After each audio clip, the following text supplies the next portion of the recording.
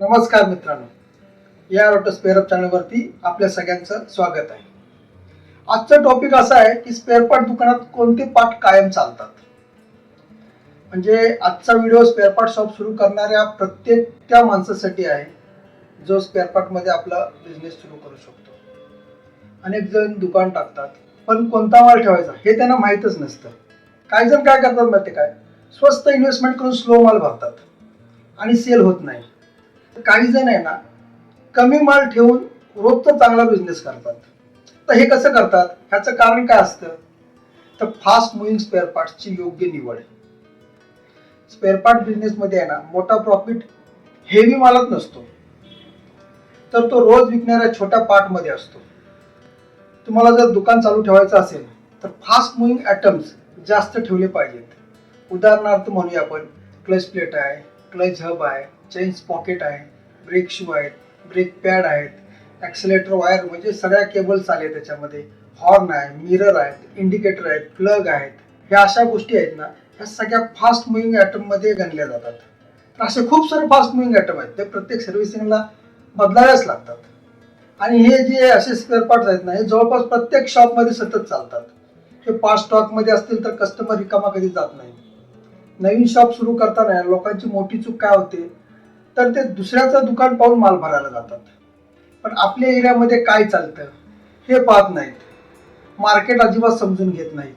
मग अशामुळे काय होतं माहिती का, त्यांचा पूर्णपणे स्टॉक अडकून राहतो, पैसा फिरत नाही.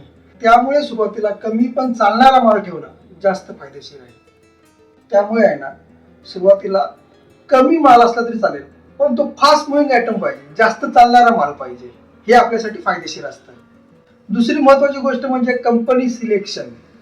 स्वस्त म्हणून कोणताही माल घेतला तर तो पडून राहणार.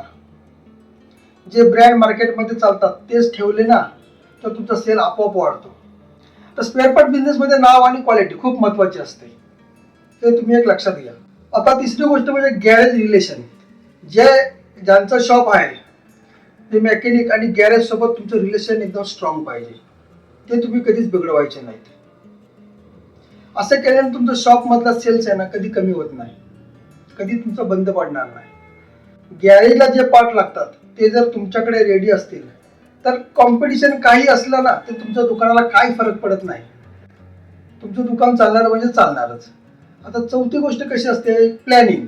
आजकाल ज्याने प्लॅनिंग करून शॉप सुरू केलं ना, तोच मार्केटमध्ये टिकतो. आणि अंदाजे शॉप टाकणारे बंद करून बसतात. म्हणूनच शॉप सुरू करताना योग्य लिस्ट, योग्य कंपनी आणि योग्य इन्व्हेस्टमेंट माहिती असणं खूप गरजेचं असतं. तर यासाठी आहे ना, या ऑटो स्पेअर अप मध्ये शॉप सुरू करणाऱ्यांना कंप्लीट आम्ही आहे ना गायडन्स देतो.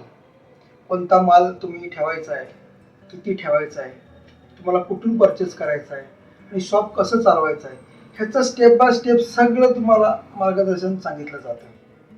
त्यामुळे नवीन माणूस सुद्धा आहे ना, कॉन्फिडन्सने स्पेअर पार्ट बिझनेस सुरू करू शकतो. आणि अशा आम्ही सुरू केलेले सुद्धा आहेत. जर तुम्हाला स्पेअर पार्ट शॉप सुरू करायची इच्छा असेल, होलसेल बिझनेस करायचा असेल किंवा फ्रँचायझी शॉप सुरू करायचा असेल, तर जो खाली या स्क्रीनवर आमचा व्हॉट्सअप नंबर दिसतोय ना, त्याच्यावरती तुमचं नाव आणि जिल्हा मेसेज करा. तुम्हाला संपूर्ण माहिती पाठवली जाईल.